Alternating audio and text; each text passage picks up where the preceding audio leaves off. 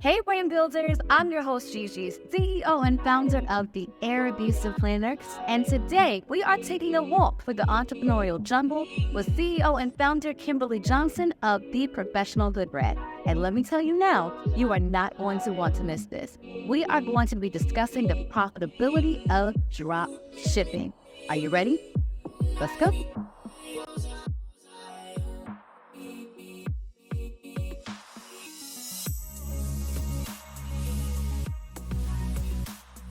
Hey brand builders, we're back again, taking a walk through, as you can see, the entrepreneurial jungle with DMV's own CEO and founder of The Professional Hoodrat, Kimberly Johnson, aka Kim for me, okay? Hey Kim, hey girl. Welcome. Thank you. Do you hear all of the rounds of applause just for you? Oh, this for me? Girl, just for you. It's just me. Oh, no, not just. Not when you're a CEO and founder who's building generational wealth. Not just. Period. Not just that part. So, Kim, I know you, okay? Your followers know you, but these podcasting streets are full of strangers. Oh. Okay? Oh. Okay? Stranger danger. Stranger danger. And we're going to remove the stranger danger by playing a game. Okay. So they can get to know you. All right. Okay? So it's called 30 Under 30. Okay. Okay? And you are going to have 30 seconds to answer up to 30 questions. But don't worry. You got this. You got this. But if you're like me, you're competitive. So I'm going to tell you something else. You ready? Okay. Okay. Every guest, right, has the same amount of time. And the guest who wins with answering the most questions at the end of the season will receive something very special. Who had the most so far? I think we had, 12 so far? 12? Are you ready? You can get 15. I believe in you, girl. Oh, Lord. You could do it. All right. You ready? All right. Okay. All right, I'm waiting to be counted in, guys. Don't worry. You know all the. It's about you, so you know all the answers. Okay. Okay. You ready? All right. Hometown. Fort Washington. Favorite animal. Dog. Desired superpower. Invisible. Favorite travel destination. Bahamas. Favorite TV show. Oh, Martin. Favorite song. Oh, Dreams with Chasers. Dream Chasers. Yeah. Okay. Favorite food. Macaroni and cheese. Hidden talent. Cooking. Birth order. Last. R&B or neo soul. R&B. Middle name. Lavinia. Beautiful. Just unique. Okay, how many was that? It was about what? Was that 11, 12? We're going to find out. We're going to find out if you've surpassed the I don't think so I far. did. No, you did well. You did well. So we got that out of the way, right? So now we know a little bit about Kimberly Lavinia, okay? Oh, Lord. And Shout out now- to my grandmama. Come on, Rest in Grandma. peace, Grandma. Listen, they're All the right. best. All right. So you named after a great. It's okay. It is okay. So now, Kim, we're going to transition into your brand story. Okay. So when you hear Professional Hoodrat, there are so many things that could cross your mind. But I want you to take me through when you knew you were going to take a foray into the entrepreneurial jungle. Okay. Mm-hmm. So really, I didn't know. It really just happened. So back in 2020, we were in the pandemic. That was the election year. There's a lot going on. It was a lot going on. So, during lockdown, I was just kind of thinking maybe I should use some of this time to generate some other income, right? Again, I said it was the election year. I was watching the election really close. I was so excited to see Kamala Harris, about to make history. So I'm glued to CNN. I'm like, all right. Once I saw those votes come in and that, Biden won and she became the first, VP-elect, I was so ecstatic. So I was like, oh my gosh. I've always been a T-shirt girl, dropping my son off to school. You're going to see me in an Ice Cube shirt. Like, that's just me. So I was like, let me do something to celebrate this moment. And let me do a T-shirt line to celebrate this, historical moment. So I dropped the shirts. I built the website over the weekend. On your own? On my own, yes. Wow. I stood up the website over the weekend. I had, various catchphrases like grab them by the ballot, your VP is an HBCU grad, it's Madam Vice President. So I had like a whole little collection just to celebrate Kamala Harris. Okay. I'm ordering samples, setting up social media accounts. I'm doing all this. Like All I of did this not over the course of the weekend. It literally started like Saturday night, and by Monday, like I had a functioning site by Monday, and I had samples en route to my house. Talk about hustle. I mean, just That's a 3-day hustle. every day. What do you I'm know about that? Hustling, That part. So it really, like, it sounds so crazy, but that's really what kind of sparked me into it. And then I just started thinking about, like, all of the things that, VP Harris and just Black women in general have to go through in the workplace. And I'm like, you know what? We are often pushed into a box. We have to be buttoned up. We're very scrutinized all the time. So I was like, I am a professional woman. I'm a Black woman in technology in my day job, and I've climbed the corporate ladder. But I'm not just, a tech nerd. Right. You're not a monolithic being. Yeah, I'm not a monolith. You can't put me in a box. Like, I still like to do Hoodrat things with my friends. So I was like, why not create some other T-shirts to celebrate that? We go to work so we can build generational wealth, but there's a community of us that we're not really feeling the corporate thing. And I was able to connect with different followers, different people online. I think we connected online. Yes, we did. Because people can relate to that. So that's kind of how our brand got started, just, overnight. And then we grew just by connecting with people that related to that corporate struggle. And something that you said that I think is so important is what we have continued to hear over and over as we've talked to so many different entrepreneurs. Like, I fell into it. You know what I mean? Yeah. It's like a passion. It's something that sparked my interest. I really enjoyed a historic moment that really spoke to you and you wanted to capture it in some way. And this whole baby has been birthed. You know what I mean? Like, literally. So I think that that's really, really important to take note of what's happening around you, all of our brand builders. You never know what it is that can pique your interest, just spark an idea. And now we're talking 4 years later. She has we went from 2 t-shirts to 4 shirts? It started with like 4 shirts. 4 shirts to now what, more than 30? Yeah. Yeah, so, and in the course of 4 years. So please, please, please, don't allow those small ideas, what you think is small, to inhibit you from taking a leap. You just never know. Absolutely. So, absolutely. I mean, I would have never guessed that I would have a T-shirt. I would never have an apparel brand. I would also help other small businesses create apparel for their business. That just was never on my bingo card. I would never have been able to predict that. And one thing that I hadn't actually heard, talk a little bit about that as well. When did you take the step into moving into providing apparel for other brands? So I would probably say maybe month 3 or 4 in business. Some of my That's other it? friends, yeah. Oh, you mean 12 weeks in, girl? She said, month 3 Some or 4. of my other friends, they are also entrepreneurs, and they were actually getting into vending. And so they were like, can you do shirts for me? Because when I go to this event in person, I want to have my logo be branded, look professional when I go out. And I was like, okay, sure. I can do that. So I started doing it, for a few of my friends. And then I'm like, okay, I really need to, take this more seriously. Yes. And business comes in pretty well for the custom orders. People are reaching out to me like, can you do them for our class? Can you do them for our family trip, the family reunion?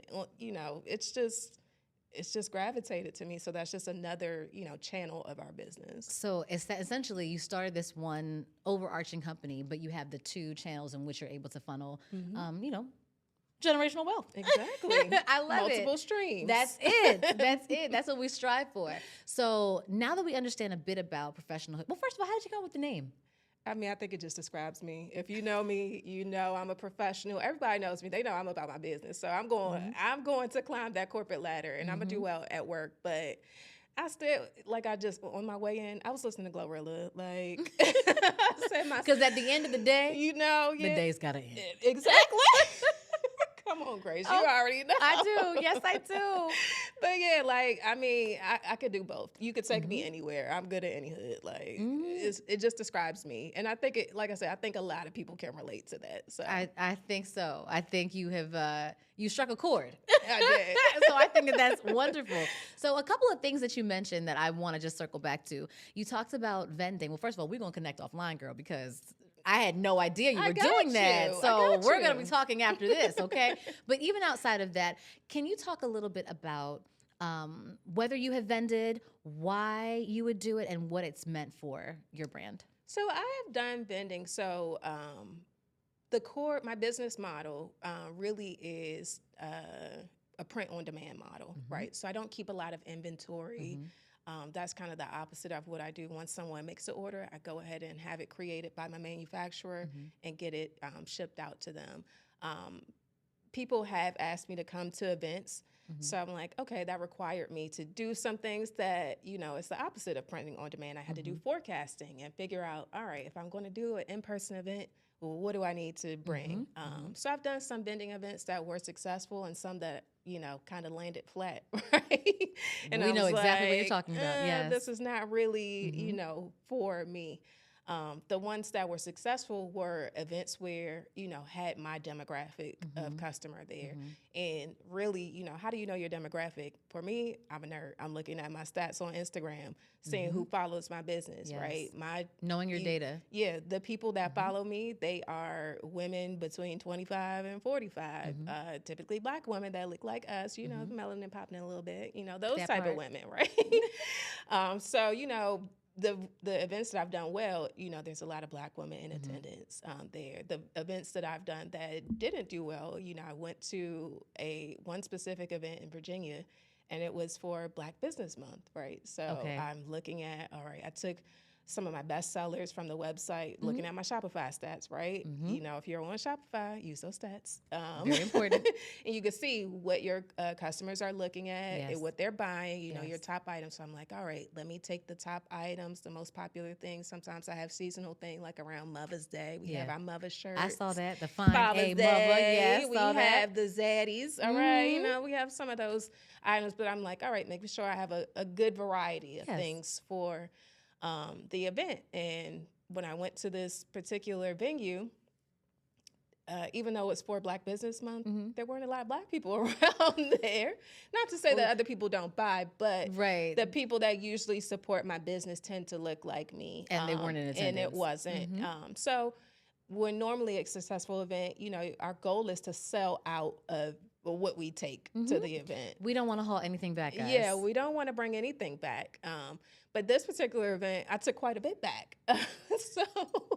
And I think even being transparent and talking about that is so important. And that's what the purpose of the podcast is, for us to actually get behind the scenes of what takes place, and even talking about how some events are just not it. We've discussed that, I think, ad nauseum here. You have to do your research, and that's why we exist. That's why Ven May is here, because we want to be able to provide you with all the details you need to ensure that you're actually investing, because it is an investment. Exactly. These things are not free. Exactly. To ensure that you are going to, your bottom line, it's going to actually make sense. Exactly. So speaking of that, because you talked about your business model, and that's kind of where we're going today, because of course you've been in business now for 4 years, okay? You know a little something. A little bit. Just a little bit, okay? If you're able to bit. expand to multiple channels in just 12 weeks, something tells me that you're an intelligent young woman, right? Am I? She knows what she's doing, guys, and she's 4 years in. So let's talk about your business hot topic, which is drop shipping. Yes. Okay. Now, as we were talking about earlier, drop shipping, I think, is interesting, because even in my research, I just felt like I was coming across so many scammers. And I'm like, what's happening? So I want everyone to know that you're not scamming. Okay, she's not. Not a scammer. She's not. Put a little not a scammer thing over my head. Please. Right. So discuss. It was so important, because we don't want anyone to think that at all. Okay, she's a viable business. Talk about, give me the exact definition of drop shipping and what it means for an e-commerce brand. Yeah. So drop shipping is essentially outsourcing, right? So I'm going to just talk about it in A, B, C. So A, you have a customer. They place an order, right? So Grace, you're my customer. Yes. You look on our website and you say, hey, I want that blue Building Generational Wealth shirt, right? Size medium. So you pay on my website. I get that order and I say, okay, I'm B, right?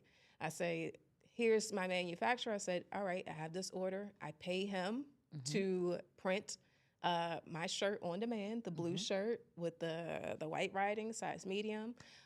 They package it up and they ship it to Grace. They give me the tracking details. I send that back to you, and that's it. I don't have to touch anything. So the benefit of drop shipping is, I don't have to maintain a warehouse. I don't have to maintain equipment.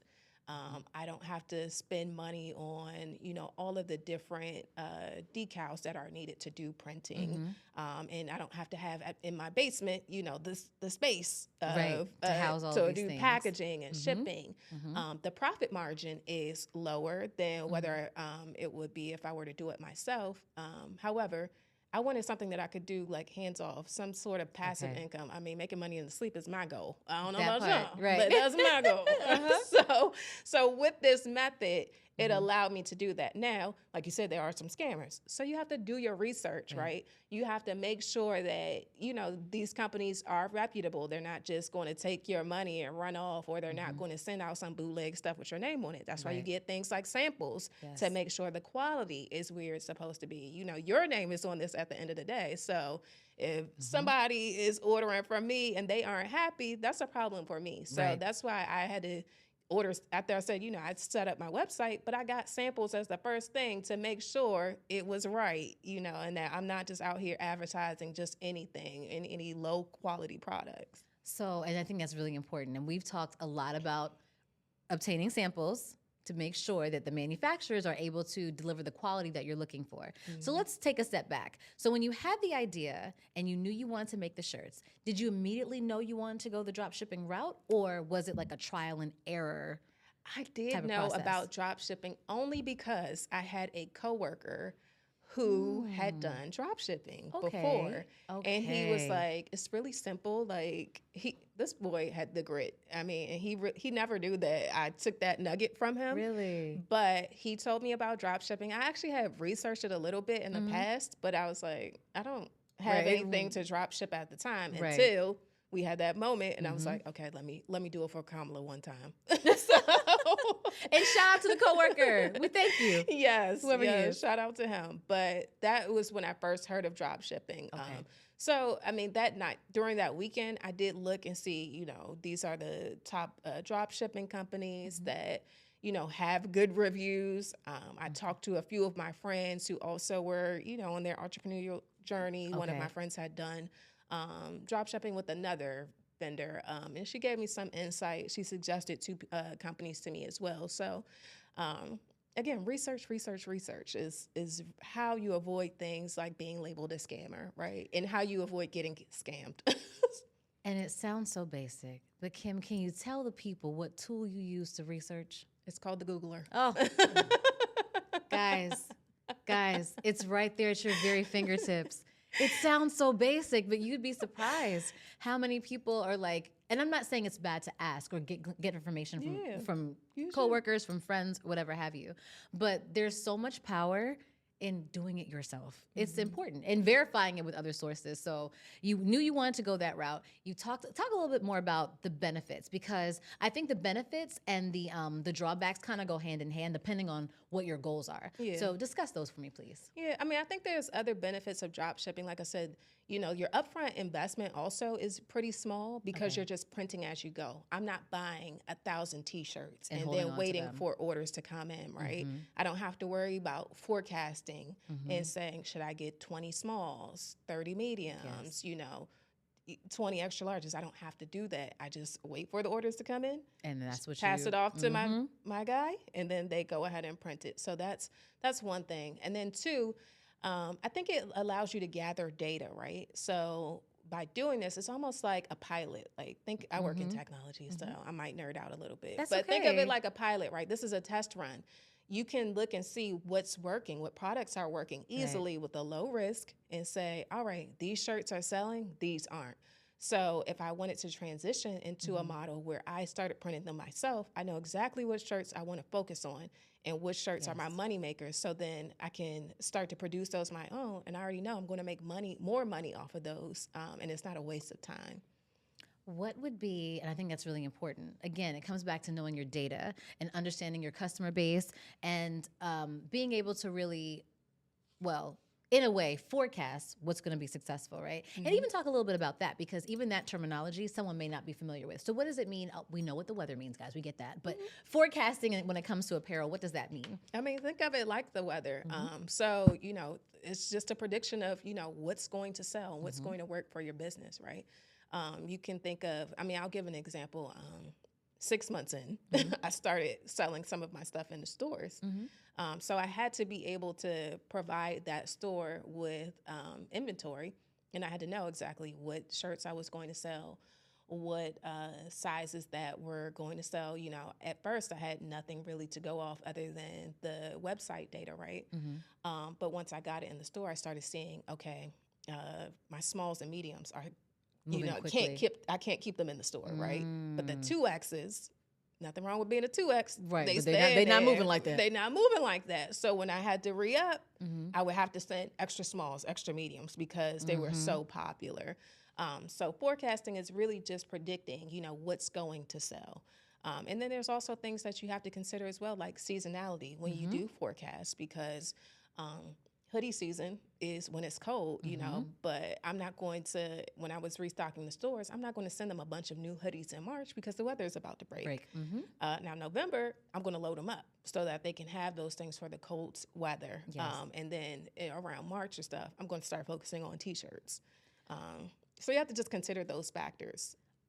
I think that you've given, listen, a wealth of information in just a minute and a half. Listen, if you didn't know what forecasting meant, now you know. You have the language. Start utilizing this particular skill around what it is that you're doing. And let me ask this. This is a bit of a sidebar. Did you find your data differed greatly between your site and what was being held in stores? I think the same items were popular. I think it was pretty close. Okay. You know, I think that the things that were popular on the website were still popular in the stores. I would say one thing that would differ is that I also started to sell mugs in addition. Okay. Those, for some reason, the people in the store didn't care about those. They wanted the shirts. They wanted the shirts. That was like one like outlier, but by and large, It was the pretty trends were the consistent. same. Yeah. Okay. Hey Aravistas, Gigi here. When I think about the journey of life, I think about all of the beautiful and amazing experiences that we share, as well as the challenges that shape us. Both can lead to a shift in our aspirations, planning, and perspective. In short, our experiences have the ability to mold and push us toward our purpose. And that, Aravistas, is our focus for the 2025 Renew collection. Renewal is about releasing past failures and disappointments while embracing a future filled with hope and possibilities. I am beyond excited to debut our 2025 Renew collection and take this journey with you as we renew our minds, bodies, and spirits. Are you ready? I know I am. Happy planning. So what are some of the misconceptions around dropshipping despite the scamming thing? I think that, well, one, I feel like people think that drop shipping just like isn't a legit business and like it isn't lucrative. But there are people that make, you know, tens of thousands of Or millions of dollars. On drop shipping. Like you can be profitable on drop shipping. You just need to be mindful of your price point. Okay. That's a big thing. Like I think sometimes people undercut themselves because their drop shipping is so simple. Like you don't really think about the profit margin. And I actually kind of ran into that myself when I was putting my stuff in the stores. I'm like, oh, my pricing isn't right. Right. Well, delve a little bit deeper into that. Do you feel like it needs to be a specific percentage? Or what were you seeing? So what I was saying is like, when I was transitioning to putting my stuff in the stores, I wasn't factoring in some of my additional costs that came with that, Expenses. right? So some of my expenses included just like tagging and labeling my products. When I'm drop shipping and going directly to the customer, I don't have to do that, right? So, you know, I could sell my items for cheaper on my website, but when I made it into a retailer, I had to like factor in some more things. But I think that drop shipping, another misconception is just that, you know, you're going to have low quality items or things like that or cheap quality. And that's not always the case. It is what you put into it, right? If you only look for bootleg vendors, you're going to have bootleg products, right? For sure. So, you know, you have to find the right products. Again, it goes back to research. Make sure you're getting samples of everything before you sell it, even if you trust your manufacturer. Like I have a couple of manufacturers that I work with, but I don't trust them that much to go without getting a sample. Yeah, for sure. So I think that's really, you know, one of the key things that you need to keep in mind is that, you know, you can get high quality things, but vet it out first. So something that you said I think is really interesting is being able to diversify your manufacturing pool. So do you have a rule of thumb, like you should always have 4 on deck, you should have at least 2? Like what would be your advice for a burgeoning brand builder who is looking to get into drop shipping their products, but they just are like, I don't know, like I'm not sure what to do regarding manufacturing? At minimum, I would say have 2, right? Okay. A plan A and a plan B. Make sure both of them sell your products, right? So you need to know, you know, like I know the model of the shirts that I carry, right? So if my first supplier doesn't have it, I can go to my backup and say, all right, can you fill this order, right? So yeah, I would say at least 2, just in case. Like you got to have a spare tire, right? You got to have a spare, Right. just in case something goes wrong. Okay. And is there a specific place outside of Google that you were going in order to either like create your list and actually reach out to them individually?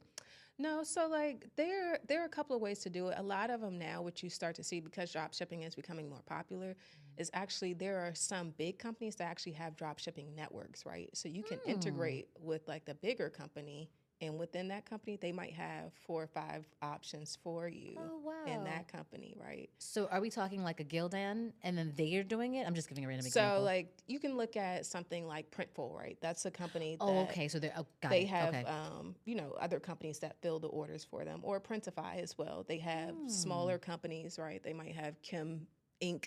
and they might have Grace Inc. And we both do printing, right? And you can see the ratings of Kim Inc. versus Grace Inc. in there, right? Okay. So you'll know the quality of their print work. Some of them vary on the products that they carry. So, you know, Kim Inc. might have the shirts that I want, but Grace Inc. doesn't. So I can't go with Grace Inc. because she doesn't carry those. Got it. So those are some ways, and on a lot of people use Shopify, right? So these networks have plugins for Shopify, so that you can plug directly into Look at that. your main system and automate it. And honestly, you can set it up in a way that you don't have to even look at the orders when they come in. Like they can just autofill. Talk about a gem. Listen, if you need to go back and rewind and get that, you need to write down the sites that you said, talk about the write down whatever plugin you need, figure it out, and so you're able to actually enter this market in a way that is beneficial and efficient, right? So, efficiency is, again, we're making money in our sleep, right? We don't want to be sitting on the computer all day, every day. When those orders come in, I mean, I want to hear the chirp of my phone. I like the Shopify, the ching ching. I like hearing that. But other than that, I don't want to be up all night, you know, filling orders. Even, you know, that's why I wanted to do drop shipping, because I don't want to be packing orders all the time, right? Yes. I wanted something that still generates some revenue, but I don't have to just be so hands-on all the time. You know, I'd rather spend my time focusing on marketing, building community with the people that follow my account, designing new items to come out, that type of stuff. You know, my time is suited better elsewhere.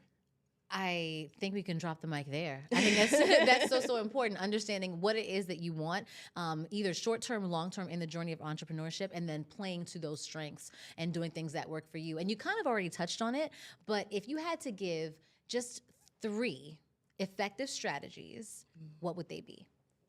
3 effective strategies. Okay, so in terms of either entering into the space or expanding in the space, just one of those 2. Okay, so for entering into the space, I would say start small, right? Don't come out here thinking you're going to have a New York Fashion Week like collection. Start small. Start with just a couple of things. See how they do in the market. Yes. Right?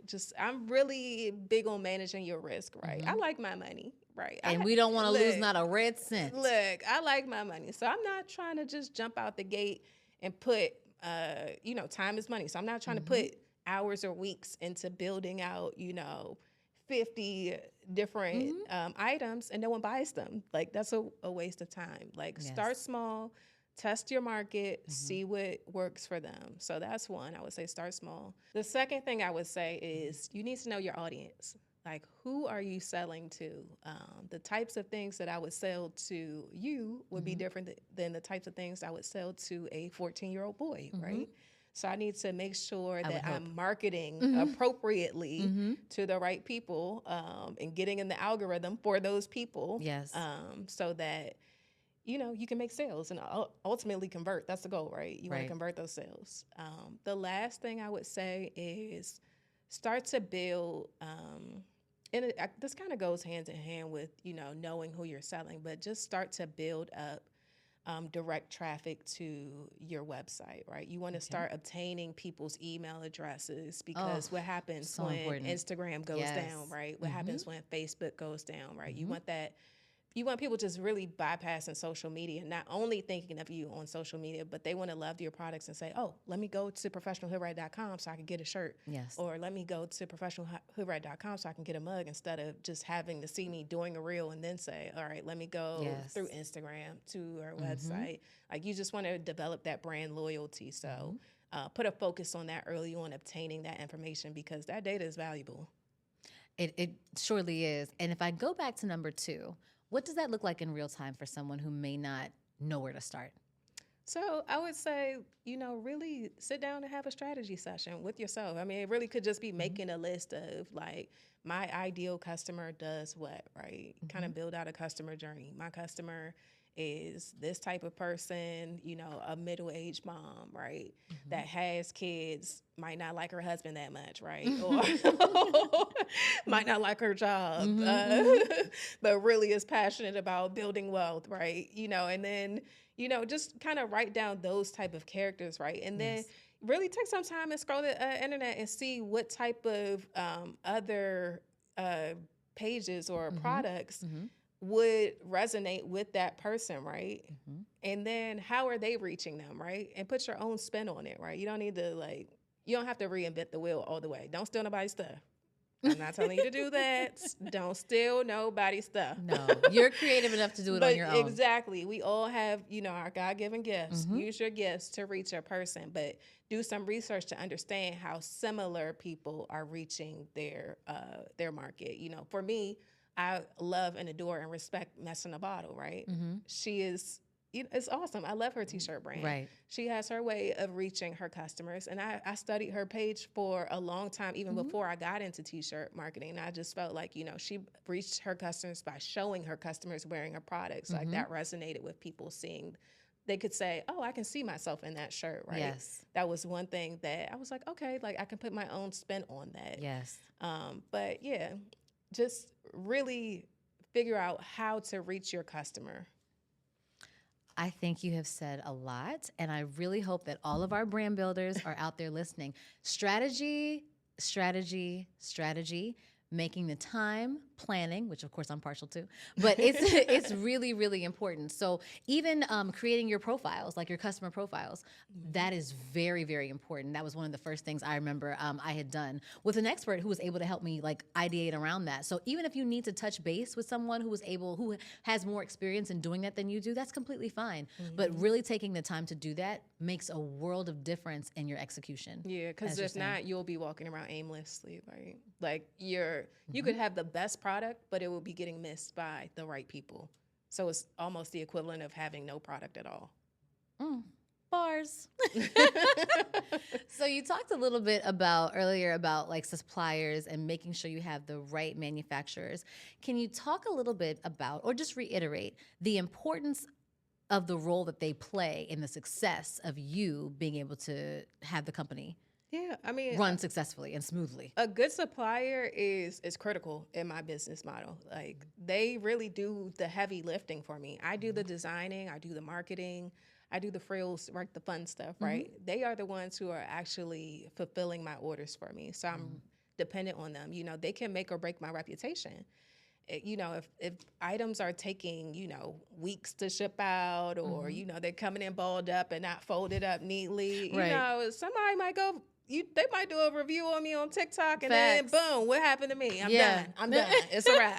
Because I done got dragged. Right. No, that's facts. So you need to make sure that the supplier that you choose is going to handle your business with care, right? And they're going to do it to a way, I want them to do it like I would do it, essentially. You know, Yes. I want them to print, make sure my words aren't lopsided, make sure my clothes don't have a funny smell. People are like, where did this come from? Right. Like, I have to make sure that I can trust them and rely on them and that they are consistent across the board. So if you order something, your mama orders something, your cousin orders something, There's no variation in it's quality. the same quality across the board. So I concur, right? Everything that you said makes perfect sense to me.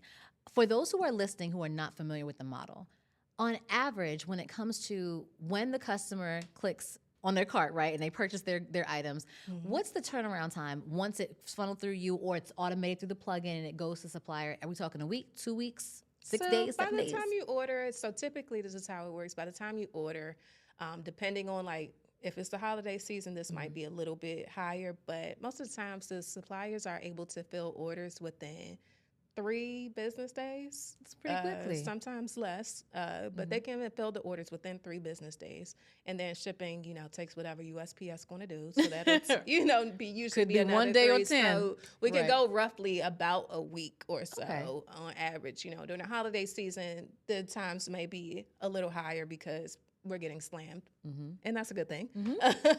But it's usually a quick turnaround time, and that's something. The stats are something that you should take into account when you're selecting a vendor. How fast does it take you to turn around orders? Do they have the bodies there to fill? If what if Tabitha Brown posts you? Right. Do you have to fulfill those orders, okay? Do you Very have good, okay. do you have the people there to get your products out in a timely fashion? Like that's something that you need to take into account. Agreed. So make sure that that's something that you're looking into, researching, and asking. And actually, you might even want to do a few faux orders yourself, right? To see, like, is this supplier going to be able to meet the demand in the time frame that's important to me? Yep. And let me ask this final question about suppliers. When it comes to building a relationship with them and figuring out what the rates are in terms of their commission, is that what I don't know if that's what it's called, but So they give you a flat fee. okay, right? So there's no negotiation there. Yeah, is they there? give you a flat Okay. fee, but it'll be like, for instance, if you use like a Printify or something, what Kim Inc. charges might be a little different than what Grace Inc. charges for Okay. the right. So they have competitive pricing. Okay, so that's good. That's Yeah, so you shop around, but again, you have to figure that out. Kim Inc. might be a little smaller than Grace Inc., so they might have a little less inventory, and sometimes you might see, depending on your volumes, Kim Inc. might be not able to handle everything. Okay. So it might be worth going with Grace Inc., paying a little bit more because they have, a more stable business. They have more inventory to work with. They can handle that. Knowing your numbers, knowing your purpose, knowing what it is that you need to make sure that your model and your business is doing the numbers that it needs to do is very important. Know your data, know your data, know your data. So Kim dropped some gems. I hope that we pick them up, mine them, shot them up, put them on your dresser. And now, Kim, we're going to talk about the things that no one likes to talk about in entrepreneurship. But you've kind of touched on them a little bit. So I think this is going to be good. So you've talked about vending, right? You've talked about the drop shipping model. And we know that the whole reason that we do all of this is to make money, right? Of course, it's always a larger and grander purpose, but that's why we're in business. So that said, we need to make sure we're building positive relationships with our customers. And you talked a bit about community building earlier, right? So we're going to take a step back, though. Behind the scenes, okay? And we're going to go into our segment, which we call Umbrella, because we're bringing all the shade, honey, okay? All right, girl. All right. So hopefully you're able to, give us a little tea on this. So we know that it's really, really important, as you said, to build community, to make sure that we are presenting our brands and ourselves in the best way possible, right? But there are always those select few who always try to take it there with you.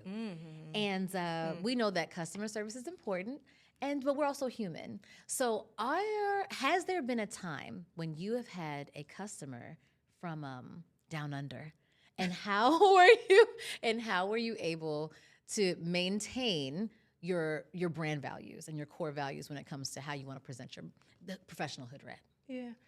I would say, look, I have been blessed that I haven't had too many off the wall hook customers. That's good. And good for them because I ain't been saved that long. But anyways, but no, honestly, like my customers, I feel like they kind of know me, right? So it's really a good relationship. I know early on when I went through my first holiday season, I did run into some hiccups with one of my suppliers not being able to fill some orders, of course, around holiday season. So that's the worst thing for you, right?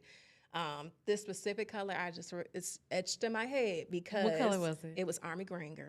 Everybody in 2020, y'all wanted to be some no limit soldiers, They survivors, whatever. Everybody wanted the Army Green. I'm a survivor. I'm not gonna give up. I'm not All gonna- right. Okay, see, we in the jungle with the rest of them. That's right. All right. but the Army Green, I could not keep them stocked. I couldn't keep them from, and again, we have multiple suppliers. And everybody was wiped out. And then during the pandemic, things were getting held up at customs Yes, they because were. of COVID. So there was a lot of supply chain issues that were out of my control. So I had like 3 orders of people with this Army Green hoodie that I could not fill. So honestly, what I did, I was like, let me just be transparent and honest. I reached out to them and I sent the most honest and nice email that I could to say, dear valued customer, Yes. I really appreciate your business, because I do. I really genuinely appreciate every time somebody purchases something from my Same. business. I understand. So, I told them I appreciate it and explained, like, we ran into some issues. We don't have your hoodie in stock right now. However, these are the options that we have The to help you. alternatives, right? Yep. Okay. So I'm like, okay, I can give you a different color. I can refund you, which I don't want to do, but Well, we gotta say it to be nice. yeah, All I can right. refund you, or we can just wait. If you want to just hold tight, we can just wait, and once we get it in, we'll ship it out as soon as it's available. So luckily, they were just like, give me a different color. One of them Okay. decided to wait. They was real pressed, but so They were a soldier, They wanted like the you green. said. They wanted the green, but I really haven't had, people that's wanting to cuss me out or anything That's like that. good. I guess I had the don't try me spirit, but That's beautiful. Yes. thankfully, it's good. Well, I will also say part of that would come from the values that you stand on when it comes to your business. If you listen to what she said, she was proactive, right? Yeah. She knew there's this issue coming. And so, okay, I'm going to mitigate any negative issues by openly communicating about what's happening. Transparency is very, very key, right? So that was the first thing I would say probably would keep a customer in a good place. And then you provided a solution, right? Yeah. So I can't get you the army green now, but I can give you this brilliant blue. Yeah. I can give you black. Yeah. I can give you gray. And so you allow them to be able to make a choice as to whether they're going to be pressed, right? And wait for the green. Or you can say, you know what, black looks just as beautiful. So I think those things are what is important, because as we've talked about ad nauseum, customer service it's an experience, right? It's not just the transaction. You want everything to be as seamless as possible. And remember that these are people, Yes. right? And as Yeah. are you. And you would want the same level of communication or respect. Exactly.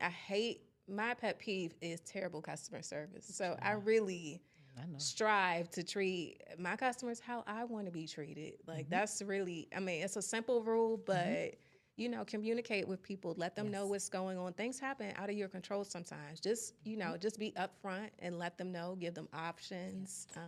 And, just if you don't keep people in the dark, a lot of times that just goes a long way. They'll probably be like, that's fine. Thanks for letting me know. Yes. And not even be worried Nasty about it. Yeah. See? Another gem dropped. I hope you picked it up. Okay. So be proactive, offer alternatives where you can. So customers are great. We love them. And sometimes we might not have enough of them, right? Okay. And so it makes money a little bit funny. And so, as we have said multiple times, our goal is to really get behind the scenes of entrepreneurship and talk about the things that sometimes we're embarrassed to talk about. So our next segment is called In the Red, right? We know what in the black means. It's when our profit is looking good. We're happy. Things are going great. And sometimes it's just not, right? So can you discuss a time for me, a season where things, you just looked a little crazy? You were in the red. Yeah. I think, when I touched on a little bit about when we started getting into retailers. So that was, we got into Curate Noir in New Jersey, which is a Black-owned shop, and they only sell Black-owned products probably June after we opened. So we launched in November. So 7 months in? Yeah. Yeah. So we were in the red that first month because the math wasn't mathing, right? That's simply is on the foot. I just didn't factor in.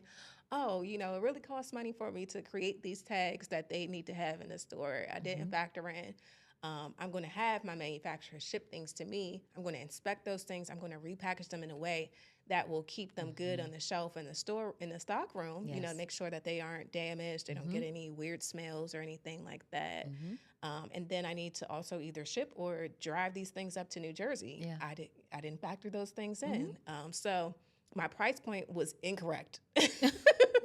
Right. It was wrong. Right. She's like, too low. Too low. So we had to do some adjustments. And then after that, we were on a good path. Okay. And then I also think that, another time that was in the red is during maternity leave, right? Oh, if you didn't know, Kim has a baby. Yes. Well, she said he's a no-limit soldier. He is. Okay, he's All 2 right. and he's tearing things up. He is 2 and turned up. He's turning everything down. Like, listen.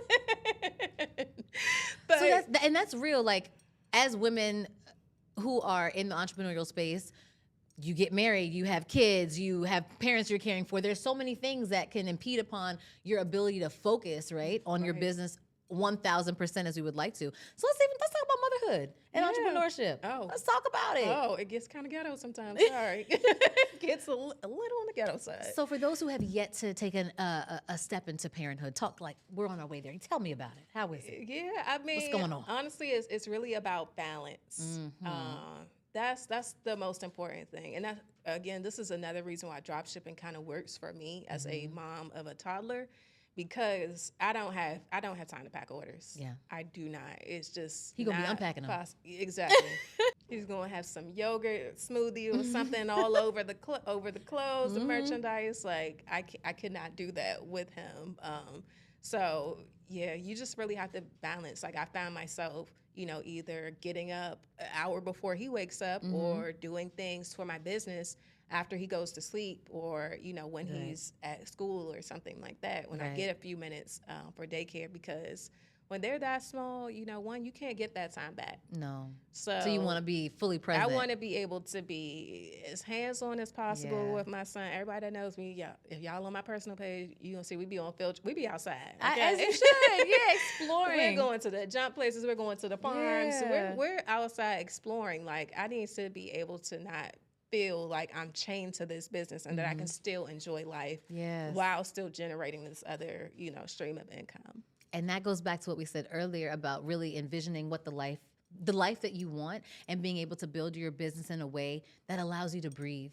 Because a lot of entrepreneurs, we've all been there, like you're chained to, like you said, the computer for hours on end. If you've got a full-time job, then you come back home, you're on the computer another 8 hours. Right. And if you have anyone that you love, you know what I mean? Like, how are you able to invest in that, or even to just enjoy, right? So I think that that's really, really important when figuring out how you want to build your model, what that's going to look like for you, and really figuring out, at the end of the day, life is bigger than just our businesses, and what do I want for myself? So thank you for touching on that. That's important. And I can't wait to see what Cairo has coming for us. He's gonna have his own line next, right? Girl, Cairo turns up too. He might. He is just such an independent, free person. That's and awesome.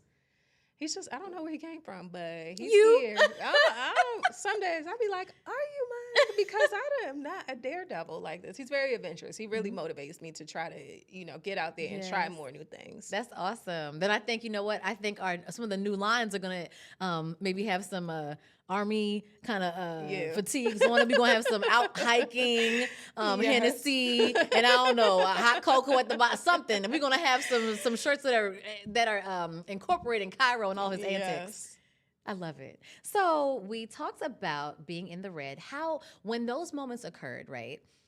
What is it that helps you kind of pivot and realize, you know what, we're not going to be here forever. It's going to be okay. Yeah, I think I just, in general, like working in a technology space, things go wrong all the time, right? Okay. So just by nature, I'm like, trouble don't last always. You're going to be okay. We're going to get out of here. So I just need to figure out how to get back out, right? So like when I came back from maternity leave, I'm like, okay, when I come back, let me do a shoot just to breathe some new life out there and just to, get some new eyes back on the page and stuff like that. and think of like, what's next for me, in terms of building the community. Like I still love all of the messages that we have during like my maternity leave. I'm like, you know what? I really love talking to people about, our community, the things that we have going on. I like chatting with y'all in the comments. So let me talk to people more. So I actually started working on a podcast as well. See, I told her she has a beautiful voice, right? She has a voice for this. So, yeah. So that's one thing that, in our podcast, I'm going to talk about life, business, all of love, all the things that go on and the crazy stuff and the lessons that we learn from it. So that's wonderful. And I think that even ties in with what we talked about earlier. Like, what does community building look like, right? And it might take you on a foray that's different from what you imagine. I don't think when you started initially 4 years ago, you were like, and I'm going to add a podcast to the mix. No, like it was not on the bingo card at all. So being open. Yeah. Right? Being open. You just have to be open to new things. Like, trust the process. Like, do it scared, right? When I came in here, I was like, I'm so scared. Like, I'm nervous. That's what she said, but she's been killing it. Right? Like, I've never shot, live or anything before, but you have to get out of your own way. Try new things. What's the worst that can happen, right? The worst that could happen is we're going to delete this footage and try it again. And start all over again. That's all. That's all. So, I mean, I'm really in a spirit of now, or just a chapter of now, that I'm just trying whatever comes my way. That's awesome. And I love it. That's awesome. So we've gone from kind of talking about the development of the brand, right? Going into how we interact with customers, right? Coming out of the red. And now we're talking about something that I think we've all faced, right? It may have been because of a decision that we made, or it could be extraneous circumstances that have nothing to do with us. So can you take us through a time when you were just down bad? Professional Hoodrat was just looking. You were like, am I going to keep doing this? Has there ever been a time when you were just like, I think during maternity leave, I really contemplated, like, should I even come back? Like, why? Tell me why. I really just think that, we talked a little off the record, but during my maternity leave, I also had surgery for thyroid cancer. I am good, thank God. If you are watching this, go get a physical.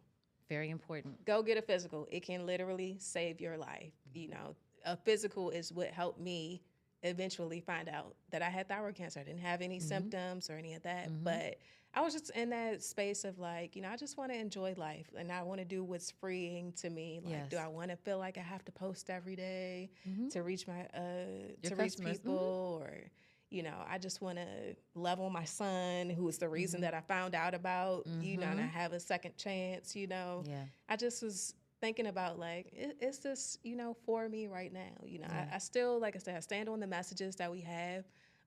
I think it is still for me. I just had to take a little breather just to exhale and regroup and just get my zhuzh back, and we back outside. Back and better, right. But yeah, that was a time that I was just like, I don't know if I'm gonna keep doing it, and people, I have several businesses too that I also provide services for. You are right. You got your hands in a lot of different pots. Yeah. So the several businesses, they're like, I need merchandise for my customers. Right. So I'm like, I had to, send them somewhere else. Like I really was thinking about those things. So ultimately, I mean, I got back into the saddle. Started designing for others and all of that. But I think we're in a good space now, and I'm excited for the new things to come. I think it's very normal. I think perspective shifts happen. Some people say every couple of years, and when you have momentous occasions, having a baby and combating and being a survivor of thyroid cancer, I think is amazing. You know what I mean? And it really does. It makes you ask yourself, like, what's important to me? What do I want? And how do I want to spend my time? Yeah, exactly. And so I think that's important. And if you're in that space, I think it's cool to give yourself some time to breathe and to figure out what the new normal looks like for you, or if you want to even continue at all. So if you're in that space, don't be discouraged. You're not the only one. It looks different for everybody, but you will face it at some point, and you've just got to figure out, what is it that this business is doing for me, and what is it that I can do for the business, and how can I propel it forward if you decide to do so. So yeah, give yourself grace. Say it again. Give yourself grace, okay? That's my girl. Okay, I love it. I love that word, girl. Yes.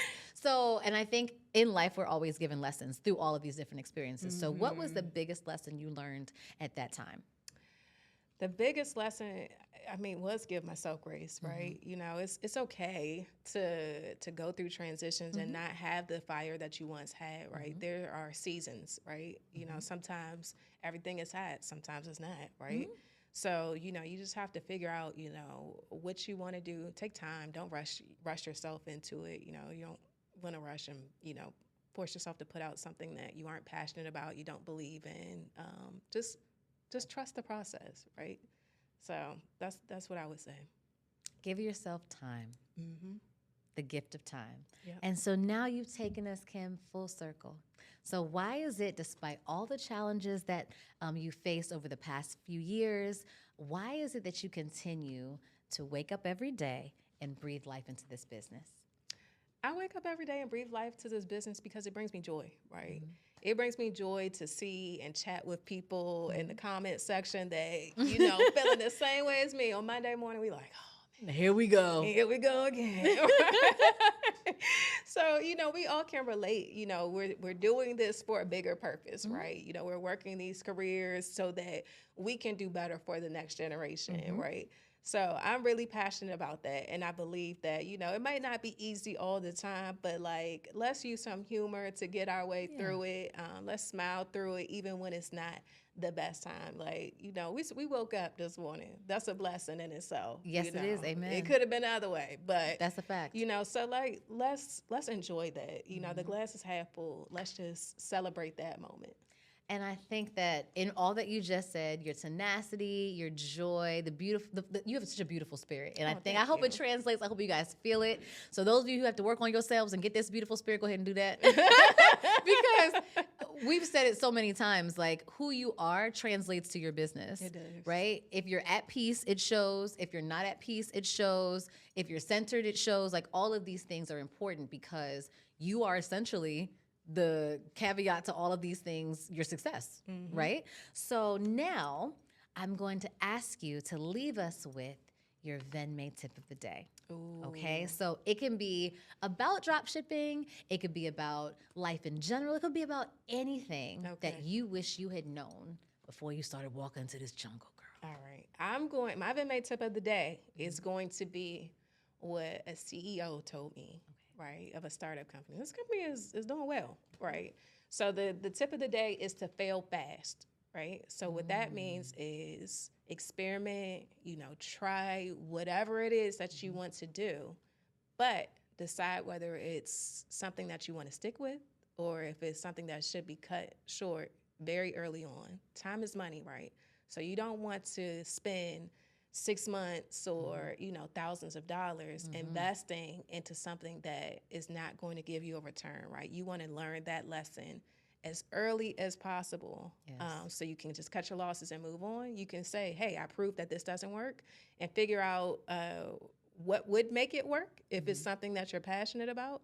But you want to learn those lessons as early as possible. So fail fast. And I think that is beyond a Ven May Tip of the day. That's for people, places, and things. Ma'am. Okay? Come on now. So if you got to fail people fast, fail them fast, honey. Don't waste time. Okay? You left out of here. Then let them go.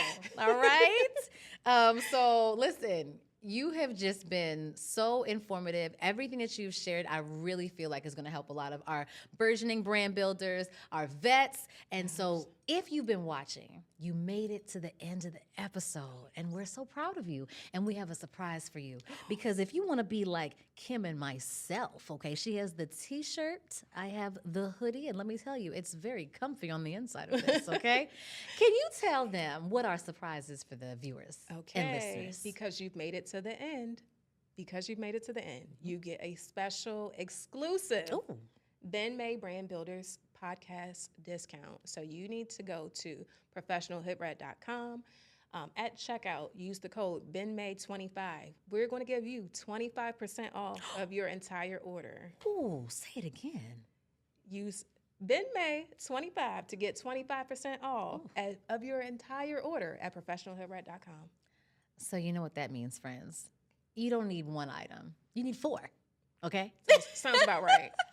Why buy one when you can have 4 hoodies? Okay, come on. Don't forget your mugs too. Okay, so listen, Kim, this has been awesome. Yes. I want to thank you for coming on, for sharing your expertise, all of the wonderful knowledge. It's been fantastic. And you know what that means, brand builders. We have come to the end of our walk in our entrepreneurial jungle. But before we go, Kim, yes, give us all of your socials, where we can go, where we can find you, where we can be a part of the community and chat with you on Monday morning in the comments. All right. You can find me on Instagram at professional_Hoodrat. You can also find me on Facebook at The Professional Hoodrat and on our website at professionalhoodrat.com. So, friends, we've come to the end. We've ended the path in the jungle, the entrepreneurial jungle to be exact. And you know how we do. Kim and I have let our guards down. We've served truth up, and we've stood on business, the good, the bad, and the better, while discussing something that I think is going to be really beneficial to a lot of our brand builders out there, drop shipping. So as usual, we will see you next time. Peace.